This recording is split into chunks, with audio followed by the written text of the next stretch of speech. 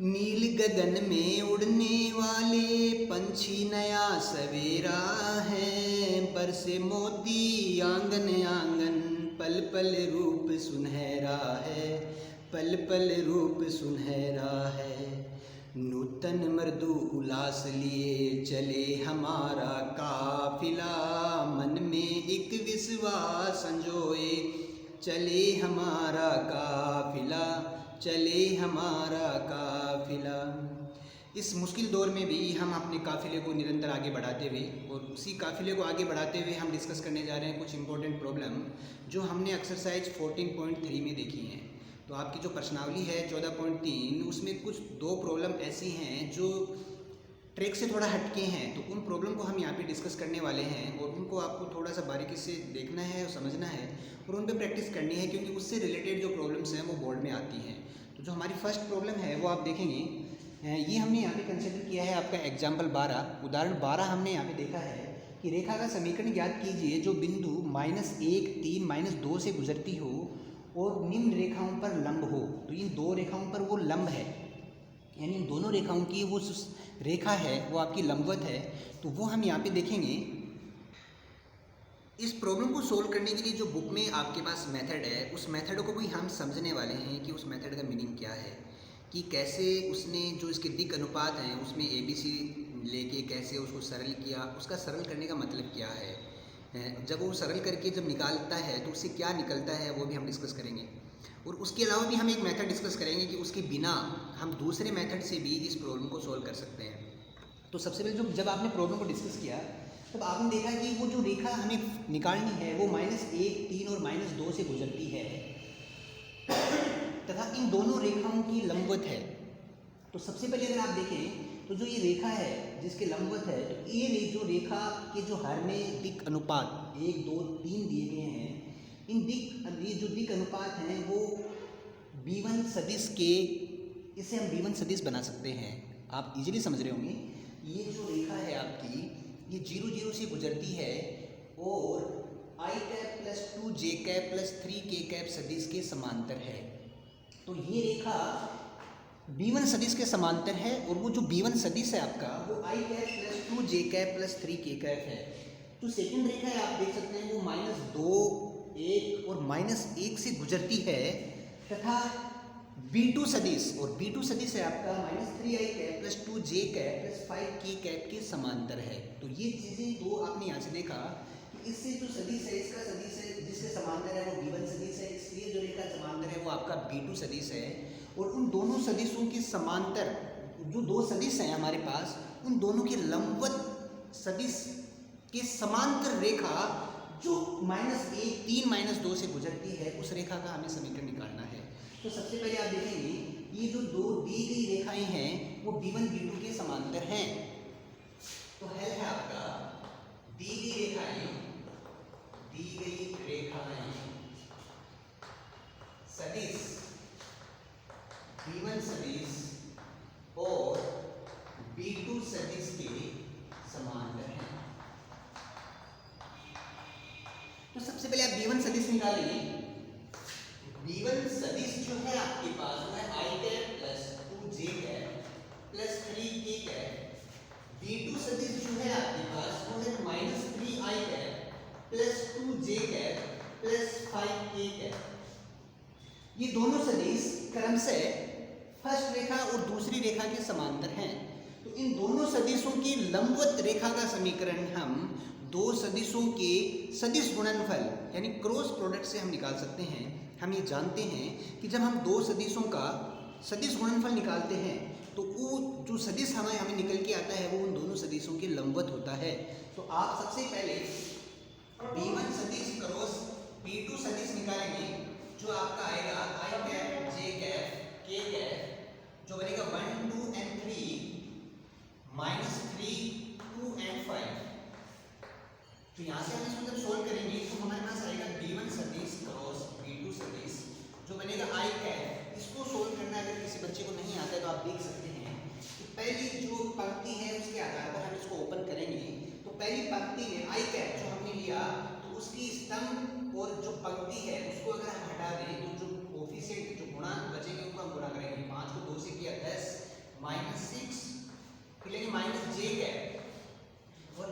स्तंभ और पंक्ति को अगर हम डिलीट कर देते हैं तो बनेगा 1 और 5, तो ये बन गया 5, 3 और -3 -9, -9 तो ये बन जाएगा +9, फिर बनेगा प्लस k कैप जो है आपके पास वो बनेगा 1 2 2 किया तो 2 -6 तो ये बन जाएगा +6।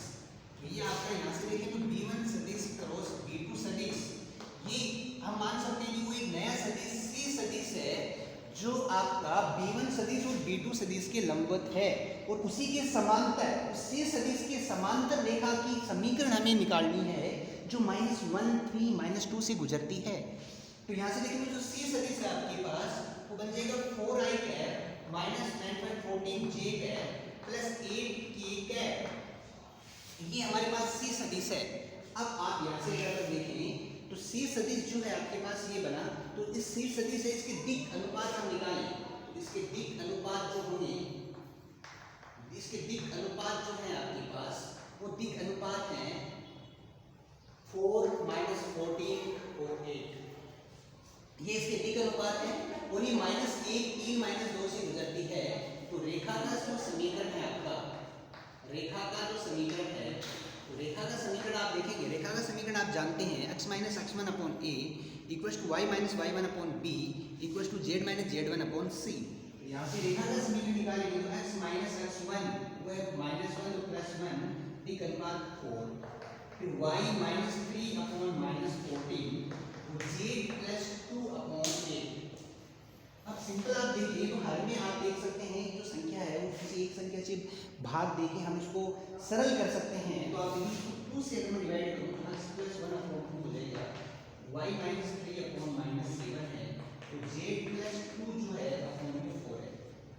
तो इस तरीके से आप देख सकते हैं कि दो सदिशों की हेल्प से भी हम उस रेखा का समीकरण ज्ञात कर सकते हैं जो इस बिंदु से गुजरती है तथा इन दो रेखाओं की समान लंबवत है। तो वो हमने रेखा निकाली कि उस रेखा का कार्तीय समीकरण ये है। आपके दिमाग में आता है कि सर उस रेखा का हम सदिश समीकरण निकाल सकते हैं? यस, तो उस रेखा का हम सदिश समीकरण भी निकाल सकते हैं। तो सदिश समीकरण के लिए आप देखेंगे सदिश समीकरण की का जो फॉर्मूला है वो आप जानते हैं कि वो r सदिश इक्वल्स टू a सदिश प्लस लैम्डा b सदिश होता है। r सदिश आप देखिए a सदिश जो है आपके पास वो बिंदु है -i cap plus 3j cap -2k cap है प्लस लैम्डा। b सदिश हमारे पास यहाँ से बन जाएगा जैसे 2i cap -7j cap and plus 4k cap. तो इस तरीके से आप सदिश उस दोनों रेखाओं की जो दी हैं उनके दिक् अनुपातों को हम सदिश में कन्वर्ट करके और इसी बिंदु से गुजरने वाली उन दोनों रेखाओं की लंबवत रेखा का समीकरण यहाँ से हम निकाल सकते हैं। तो ये हमारे पास एक मेथड था इस प्रॉब्लम को सोल्व करने का। इसका जो सेकंड मेथड है, जो सेकंड इसका पैटर्न है जो हमारी बुक में दिया हुआ है, हम उसको भी अच्छे से समझेंगे और हम उसको भी देखेंगे कि किस तरीके से उसको भी हम डिस्कस करने वाले हैं। तो सेकंड मेथड देखने के लिए आप देखेंगे हमने यहाँ पे डिस्कस करने वाले हैं कि दिक् अनुपात की हेल्प से कैसे दो समीकरणों में बदल के उनकी एबीसी कैसे निकालें हम। माना कि उन दोनों रेखाओं के लंबवत जो रेखा है उसके दिक् अनुपात ए बी और सी हैं। हल है माना कि दोनों रेखाओं के लंबवत, दोनों रेखाओं के लंबवत रेखा के दिक् अनुपात हमने ए बी और सी लिए। ध्यान से समझेंगे इन दोनों रेखाओं की लंबवत जो रेखा है उसके दिक् अनुपात ए बी और सी हैं। हमें ये पता है कि दो रेखाएं अगर लंबवत हैं तो उनके दिक् अनुपात में एक संबंध है a1 a2 plus b1 b2 plus c1 c2 equals to 0। ये हमारे पास किन्हीं भी दो रेखाओं के दिक् अनुपातों में संबंध है। अब ये जो रेखा है हम एक बार अज्यूम कर लेते हैं कि ये पहली रेखा है आपके पास, ये दूसरी रेखा है, ये L1 है, ये L2 है, और जो ये कोई रेखा है आपके वो L3 है जिसके दिक् अनुपात ABC हैं। तो L3 के दिक् अनुपात ABC हैं, ये L3 L1 और L2 दोनों के लंबवत है। तो L1 के जो दिक् अनुपात हैं और इस रेखा के जो दिक् अनुपात हैं उनके बीच में जो गुणनफल है वो 0 होगा। तो इसके दिक् अनुपात 1 2 3 है, इसके दिक् अनुपात A B C हैं, तो इनका जो गुणा होगा A plus 2B plus 3C equal to 0। C और इनके बीच में जो रिलेशन होगा हमारे पास वो भी बनेगा -3a plus 2b plus 5c equals to 0 होगा हमारे पास। इस तरीके से हमने देखा कि हमारे पास दो रेखाएं आ गई जो ए बी सी में है। ए बी सी जो है आपके पास वो चर है। उस ए बी सी का अगर मान हमने निकाल लिया तो आप देखेंगे कि वो हमारे पास क्या आ गया, वो ए बी सी का मान से हम देखेंगे कि हमारे पास इसके दिक् अनुपात आ गए। अब आप देखेंगे ए बी सी के अगर मैं देखूँ तो जो समीकरण में हम देखेंगे दो समीकरणों ए बी सी की वैल्यू का आने का मतलब है कि वो बिंदु जो इन दोनों का इंटरसेक्शन पॉइंट है, जहाँ पे दोनों रेखाएं एक दूसरे को कट करती हैं, तो ए बी सी का मान हमारे पास वो आया जहाँ पे दोनों रेखाएं एक दूसरे को कट करती हैं। तो इसका क्या मतलब है, यानी मैं अगर ए बी सी यहाँ से अगर सोल्व करता हूँ तो उसका मतलब मुझे ए बी सी मिला। ए बी सी का मतलब मिला कि वो दोनों रेखाएं जिस बिंदु पे कट करती हैं वो मिला। अब ये बिंदु का इन दोनों रेखाओं से क्या संबंध है, तो इस बिंदु की लाइन अगर हम देखें तो जो लाइन पास होगी वो इस तरीके से होगी, या तो उसकी बैक साइड में जाएगी या इसके फ्रंट में इस तरीके से निकलेगी। तो उसके जो लोकस होंगे, जो पॉइंट होंगे वो इस तरीके से लोकस होगा और इसके जो पीछे पॉइंट होगा इनका जो लोकस होगा वो आप देखेंगे कि वो दोनों लाइनों के लंबवत होगा। तो सिंपली आप देख सकते हैं ए बी सी जो हम फाइंड करने वाले हैं दोनों से सोल्व करने के बाद जो ए बी सी आएगा हमारे पास वो भी अगेन आपके पास लंबवत रेखा का ही ए बी सी है। तो सिंपली यहाँ से अगर हमें ए बी सी फाइंड करना हो तो ए अपॉन, तो ये जो क्रॉस मेथड है हमारे पास बच्चन विधि से करेंगे तो यहाँ से दोनों को बी और सी जो कि जो गुणांक है उनके गुणा करेंगे, 2 को 5 से किया तो हो गया 10, 2 को 3 से किया तो हो गया -6, फिर आ गया बी अपॉन, इसको गुणा किया हमने तो आ गया 5, नहीं इसको करेंगे 3 को -3 से किया तो माइनस का 9, 5 को 1 से किया तो माइनस का 5, सी अपॉन, सी को गुणा किया तो ये 1 को किया 2 से 2, 3 -6 तो +6। तो आपने देखा कि ए जो है वो आपका 4, बी जो है -14, सी जो है आपका 8 है। और यहाँ पे अगर आप कुछ के वैल्यू फाइंड कर लेते हैं तब आप देखते हैं कि ए की वैल्यू जो है आपके पास वो है 4k, बी जो है वो -14k, सी जो है आपके पास 8k है। तो यहाँ से हमने ए बी सी हमारे पास आने के बाद ए बी सी हमारे पास आ गई और हमें रेखा की समीकरण निकालनी तो -1 3 -2 से गुजरती है। तो रेखा की जो समीकरण होगी वो लेगी x + 1 upon 4k, y - 3 upon -14k और z + 2 अपॉन 8k। अब सिंपली आप देख सकते हैं हर में जो k है वो आपका डायरेक्ट हट सकता है और इसको सिंपलीफाई करेंगे तो 2 से डिवाइड भी हो जाएगा। तो आप देखेंगे ये बन जाएगा मेरे पास x + 1 अपॉन 2, y - 3 अपॉन -7 और z + 2 अपॉन 4। ये आपकी कार के रूप में समीकरण होगी जो -1 3 -2 से गुजरती है और इन दोनों रेखाओं के लंबवत है। तो किस हम उस रेखा के दिक् अनुपात लेने के बाद और इस तरीके से भी इस एक्सरसाइज को हम सॉल्व कर सकते हैं। तो इस प्रॉब्लम को सॉल्व करने का हमारे पास ये भी एक मेथड है। इसी प्रॉब्लम से रिलेटेड एक प्रॉब्लम हम और डिस्कस करने जा रहे हैं जो हमारे पास है एक्सरसाइज 14.3 का क्वेश्चन नंबर 5। तो जो वो प्रॉब्लम सेम प्रॉब्लम है तो उसको भी हम यहाँ पे डिस्कस कर रहे हैं।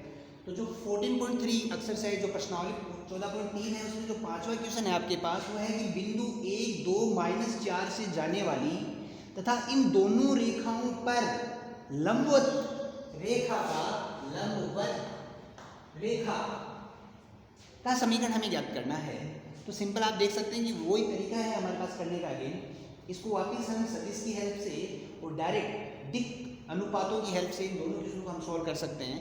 तो सबसे पहले अगर हम हल देखें तो सिंपली अगर हम देखें तो आप समझ सकते हैं कि इन दोनों रेखाओं से लंबवत रेखा तो उसके समांतर 1 2 -4 से गुजरने वाली रेखा का समीकरण हमें निकालना है। बिंदु 1 2 -4 से जाने वाली और दोनों रेखाओं पर लंब रेखा का सदिश समीकरण ज्ञात कीजिए। तो इन दोनों पर लंब रेखा है तो उस रेखा का और इस बिंदु से जाने वाली रेखा का सदिश समीकरण हमें निकालना है। तो आप सिंपली देख सकते हैं उस केस में अगर हम देखें तो इस पहली जो रेखा है तो पहली और दूसरी जो दोनों रेखाएं हैं वो b1 सदिश और b2 सदिश के समांतर है। तो b1 सदिश के समांतर है तो बन जाएगा 3i cap - 6j cap + 7k cap. Second जो हो जाएगा वो हो जाएगा 3i cap + 8j cap - 5k cap. अब सबसे पहले हमें इन दोनों रेखाओं की लंबवत रेखा निकालनी है तो हमें b1 क्रॉस b2 फाइंड करना है। तो b1 क्रॉस b2 b1 सदिश क्रॉस b2 अगर हम निकालें तो बन जाएगा हमारे पास i cap j cap k cap 3 minus 6 और 7 है 3 8 और माइनस 5। यहाँ से हमारे पास ये बन जाएगा आई कैप जो है वो 630 6 5 जा 30 माइनस 56। तो ये है हमारे पास, क्वेश्चन को मैं देख लेता हूँ, मुझे थोड़ा सा करेक्शन लगा, माइनस 16 है ये, माइनस 16 है आपके पास, 3 माइनस 16 और 7 है 3 8 और माइनस 5 है। तो ये हमारे पास माइनस 16 है, ये 16 है, माइनस 16 है, तो ये हो जाएगा आपके पास 80 माइनस 56 माइनस जे कैप में आपके पास आएगा माइनस का 15 और माइनस 21 प्लस के कैप में है आपके पास 24 प्लस 16 3 16 3 48। ये तो b1 क्रॉस b2 जो है हमारे पास, जो ये सदिश है, माना कि तीसरा सदिश को सी सदिश है, इसको सॉल्व किया कि बन गया 24 आई कैप 36 जे कैप और आपका 72 के कैप। तो इन दोनों रेखाओं के लंबवत जो रेखा है उसका सदिश समीकरण है 24 आई कैप 36 जे कैप प्लस 72 के कैप। उस केस में अगर आप देखें तो जो सदिश है आपका, जिससे इन दोनों से लंबवत जो रेखा है उसको हमने सी सदिश मान लिया। यहाँ पे सी सदिश जो है हमारे पास ये है, तो इसके जो दिक् अनुपात है, इसके जो दिक् अनुपात है आपके पास, वो दिक् अनुपात हमारे पास 24 36 और 72 है। वो आपके पास 24 36 और 72 है। तो इन 24 36 72 के साथ अगर अपन 72 के साथ देखें तो बिंदु 1 2 माइनस 4 से गुजरती है, 1 2 और माइनस 4 से गुजरती है। तो रेखा का कार्तीय समीकरण हम डायरेक्ट लिखेंगे तो बन जाएगा x माइनस 1 बटे 24 y minus 2 upon 36 z minus plus 4 upon 72। आप देख सकते हैं कि नीचे वाली संख्याएं हैं वो हम इजीली सॉल्व कर सकते हैं। तो बन जाएगा x माइनस 1 और 12 से डिवाइड करके बाद 24 y माइनस 2 बार 36 तो z प्लस 4 जो है वो बन जाएगा 6। तो ये आपके पास बन गई कार्तीय समीकरण। और इसी तरीके से आप सदिश समीकरण बनाना चाहें तो r सदिश बराबर होता है a सदिश प्लस लैम्डा b सदिश। तो a सदिश जो है वो पॉइंट होगा, वो बन जाएगा i cap plus 2j cap minus 4k cap. Lambda वो हो जाएगा हमारे पास 2 3 6 2i cap 3j cap 6k cap. इस तरीके से आप देख सकते हैं इस रेखा की कार्तीय समीकरण और सदिश समीकरण दोनों समीकरण हमने निकाल ली, लेकिन ये हमने निकाला है सदिश की सहायता से। और दोनों जो रेखाएं हैं वो b1 सदिश और b2 सदिश के समांतर हैं। तो दोनों रेखाएं b1 सदिश और b2 सदिश है, उसके लंबवत रेखा उसको हमने क्रॉस गुणा से दो सदिशों के सदिश गुणनफल से हमने यहाँ पे निकाला, उसके दिक् अनुपातों की हमने हेल्प ली, बिंदु हमें पता था और हमने इस तरीके से समीकरण निकाल ली।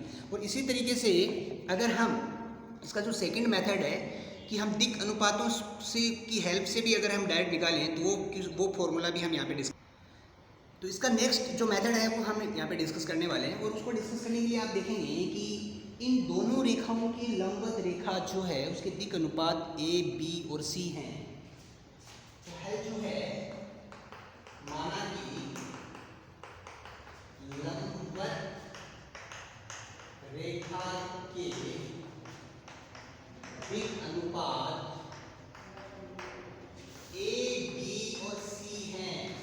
यहाँ से देखिए मेरे प्यारे बच्चों, ये माना कि एक रेखा है L1 है आपके पास, ये दूसरी रेखा है L2 है, तो ये L3 है जो इनके लंबवत है। तो हमने यहाँ पे डिस्कस किया कि वो L3 है। हमने यहाँ पे डिस्कस किया कि L1 और L2 हमारे पास जैसे एक प्लेन में दो रेखाएं हैं, L3 इन दोनों रेखाओं के लंबवत है। आप देखेंगे कि L3 L1 और L2 दोनों के लंबवत है। और कोई भी दो रेखाएं जब लंबवत हों या दो सदिश लंबवत जो सदिश हों तो उनकी दिक् अनुपातों के बीच में हमारे पास एक संबंध है और वो है a1 a2 plus b1 b2 plus c1 c2 equals to 0। और उसी संबंध की अगर हम हेल्प लें तो जो आप देखेंगे कि L3 जो है L3 परपेंडिकुलर है L1 के, तो L3 लंबवत है L2 के। यहाँ से रिलेशन अगर अपन देखें तो वो बन जाएगा मेरे पास 3a minus 16b plus 7c equal to 0। Second बन जाएगा 3a plus 8b minus 5c equal to 0। ये दो संबंध हमारे पास बन गए। यहाँ से अगर abc अगर हम सॉल्व करते हैं तो a जो बनेगा हमारे पास, इनको मल्टीप्लाई करेंगे बन जाएगा 80